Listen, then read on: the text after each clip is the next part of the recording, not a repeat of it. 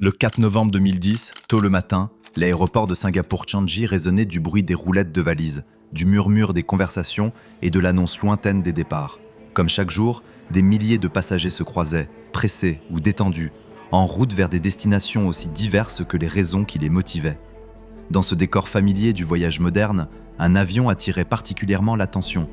Un Airbus A380, l'un des géants ultimes de l'aviation commerciale. Cet appareil, identifié comme le vol Qantas 32 à destination de Sydney, était l'un des fleurons de la flotte de la compagnie australienne. À l'époque, l'A380 représentait la technologie la plus avancée jamais mise au service du transport aérien. Sa taille impressionnante, ses 4 moteurs massifs et sa réputation d'avion pratiquement indestructible inspiraient confiance aux voyageurs comme au personnel. À l'intérieur, l'atmosphère était détendue. Les passagers s'installaient, rangeaient leurs affaires, ajustaient leurs ceintures, discutaient des vacances à venir ou des réunions qui les attendaient en Australie. Pour eux, il n'y avait aucune raison d'imaginer que ce vol deviendrait l'un des incidents les plus graves que l'aviation moderne ait jamais connu.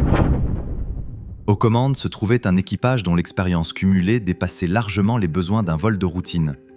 Le commandant Richard de Crespigny était l'un des pilotes les plus respectés de Qantas. Ancien pilote d'avion de chasse, il possédait une longue expérience sur gros porteurs et une réputation impeccable.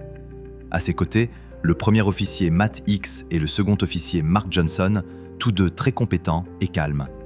Ce jour-là, 2 autres pilotes se trouvaient aussi dans le cockpit, en mission d'observation.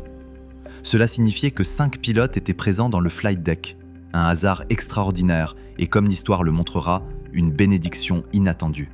À 9h56, l'A380 fut autorisé à décoller. Sa masse colossale s'élança doucement avant de s'élever dans un grondement sourd. Les passagers ressentirent la puissance immense des 4 moteurs Rolls-Royce 3900 qui propulsaient le géant dans le ciel. L'avion grimpa dans une atmosphère calme, laissant derrière lui les gratte-ciel de Singapour et l'eau bleu-argent de la mer de Chine méridionale. Les premières minutes se déroulèrent parfaitement. L'équipage vérifiait les indications, répondait aux annonces de contrôle aérien. Tout semblait absolument normal. Mais la routine, parfois, n'est qu'un voile fragile. À 10h01 exactement, alors que l'avion atteignait à peine 7500 pieds, un énorme bang déchira l'air. Une détonation violente, brutale, qui secoua le fuselage entier. Les passagers sentirent leur siège vibrer sous le choc. Certains crièrent, d'autres se figèrent, instinctivement convaincus que quelque chose venait de très mal se passer. Par les hublots de gauche, plusieurs virent avec stupeur des morceaux de métal se détacher, projetés vers l'arrière comme une pluie d'éclats. Une fumée blanche et dense se mit à s'échapper de l'aile. Dans la cabine, une odeur âcre se répandit brusquement, mélange inquiétant de carburant vaporisé et de plastique chauffé. Des passagers signalèrent avoir vu un trou béant dans l'aile. Le personnel de cabine, même s'il tentait de garder un ton rassurant, comprit rapidement que cette situation n'avait rien d'anodin. Dans le cockpit, le choc fut encore plus violent. L'avion vibrait comme s'il avait heurté un obstacle invisible. Les écrans se remplirent brusquement de messages d'erreur. L'alarme sonore retentissait sans interruption. En quelques secondes, les pilotes se retrouvèrent face à une avalanche d'alertes, bien au-delà de ce qu'ils avaient vu en simulateur. La raison ? Le moteur numéro 2, situé à l'intérieur de l'aile gauche, venait de subir ce que l'on appelle une rupture non contenue.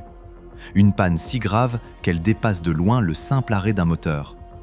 L'intérieur de la turbine s'était littéralement désintégré, projetant des fragments de métal à travers l'aile à une vitesse inimaginable. Ces fragments avaient sectionné des faisceaux de câbles électriques, perforé plusieurs circuits hydrauliques, endommagé des conduites de carburant et même traversé certaines parties structurelles. Le résultat était catastrophique. L'avion avait perdu ou partiellement perdu plus de 20 systèmes essentiels. Dans la cabine, personne ne comprenait exactement ce qui se passait, mais tout le monde ressentait que quelque chose n'allait pas. Certaines personnes pleuraient, d'autres restaient figées, regardant la fumée s'échapper de l'aile. Les hôtesses passaient dans l'allée, maintenant leur calme avec un professionnalisme admirable. Pendant ce temps, dans le cockpit, les pilotes tentaient de reprendre le contrôle. Mais la situation était presque surréaliste. Les ordinateurs de bord affichaient des données contradictoires. Certaines alarmes avaient déjà disparu pour laisser place à d'autres, encore plus inquiétantes. Le commandant prit une décision simple mais cruciale. Ne pas paniquer. « Nous allons analyser chaque alarme, une par une », annonça-t-il. Pendant plusieurs minutes, le cockpit fonctionna comme une véritable cellule de crise. Chaque pilote prenait une tâche. Ils coupaient les systèmes inutiles, tentaient de réacheminer l'hydraulique, vérifiaient les pressions, réalisaient des calculs manuels. Ils évaluèrent la situation et comprirent rapidement que l'avion ne pouvait pas poursuivre son vol jusqu'en Australie. Le commandant annonça leur décision, retour immédiat à Singapour. Mais même cette option simple s'avérait incroyablement risquée. L'avion était encore au début de son vol, rempli de carburant. Normalement, un avion dans cette situation peut vider son carburant en vol pour s'alléger. Mais là encore, le système de délestage avait été endommagé par l'explosion. Il devrait atterrir avec plus de 50 tonnes au-dessus de la masse maximale autorisée. Cela signifiait que l'atterrissage pourrait causer un effondrement du train d'atterrissage, une rupture de structure, un incendie majeur, ou pire. Et pourtant, il n'avait pas d'autre choix. La descente commença, doucement d'abord, puis plus fermement lorsque l'équipage réalisa que plusieurs instruments ne répondaient plus automatiquement. Les pilotes durent faire de nombreux calculs à la main. Les ordinateurs refusaient de calculer la distance d'atterrissage nécessaire. Trop de capteurs étaient endommagés. Il fallait tout estimer eux-mêmes dans un cockpit saturé d'alarmes sonores. Dans la cabine, l'ambiance oscillait entre l'inquiétude silencieuse et la panique contenue. Certains passagers essayaient de rassurer leurs voisins. D'autres regardaient fixement le sol qui se rapprochait par les hublots. Les membres d'équipage répétaient calmement les instructions de sécurité, même si eux-mêmes n'avaient aucune certitude sur la suite. L'approche finale fut longue, hasardeuse, presque irréelle. L'A380, pourtant réputé pour sa stabilité parfaite, semblait lourd, mal équilibré, difficile à gérer. Les volets ne se déployèrent que partiellement. Certains spoilers restèrent immobiles. Les freins étaient affaiblis.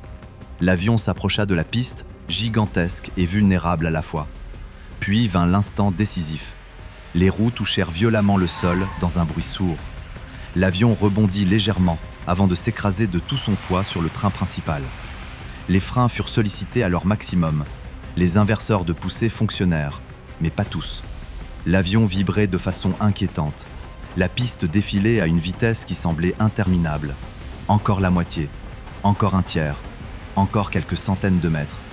Enfin, dans un ultime effort, le géant blessé s'arrêta. Pour l'équipage, ce fut un mélange intense d'épuisement et de soulagement. Mais il restait un dernier obstacle. Le moteur numéro 1, lui aussi endommagé, refusait de s'arrêter. Tant qu'il tournait, personne ne pouvait évacuer. Le souffle de l'entrée d'air aurait aspiré tout ce qui se trouvait devant lui. Les passagers restèrent donc assis près d'une heure, immobiles, silencieux, dans un avion endommagé, mais toujours debout. Lorsque les moteurs furent enfin arrêtés, les portes s'ouvrirent. Les passagers descendirent sur la piste, certains en larmes, d'autres en état de choc, réalisant peu à peu qu'ils venaient d'échapper à ce qui aurait pu être l'un des pires drames de l'histoire aérienne. Les enquêteurs découvrirent ensuite l'ampleur des dégâts.